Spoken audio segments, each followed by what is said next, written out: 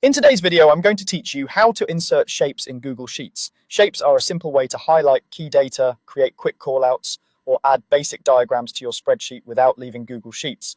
We'll walk through the process from start to finish so you know exactly where to click and what to expect. First, open your Google Sheet, make sure you're in the correct file and that you have edit access.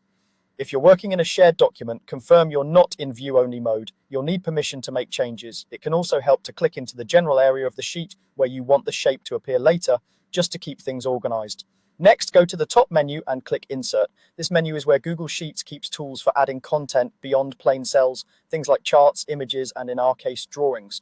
Using the Insert menu ensures the shape will be treated as a drawing object that sits on top of your grid rather than inside a single cell. From the Insert menu, choose Drawing, then select plus New. This opens the drawing editor in a separate window overlaying your sheet. Think of it as a small canvas where you can build your shape before placing it back onto the spreadsheet. You'll see a toolbar across the top with options that look similar to other Google editors. Now click the shape icon in the drawing toolbar and choose the type of shape you want. The icon usually looks like a circle overlapping a square. You'll find categories like basic shapes, arrows, callouts, and more. Pick the one that best supports your message, for example, a rectangle for emphasis or an arrow to point at a specific chart. Draw the shape on the canvas by clicking and dragging. As you drag, the shape will grow from the point where you started. If you want a perfect circle or square, hold Shift while you drag.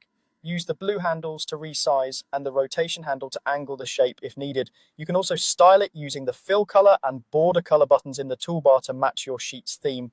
If you want text inside the shape, simply double-click within it and type. The text will stay anchored to the shape and move with it. When you're happy with how it looks, click Save and Close. Your shape will be inserted into the sheet as a drawing object ready to sit neatly above your cells and complement your data. That's all there is to it.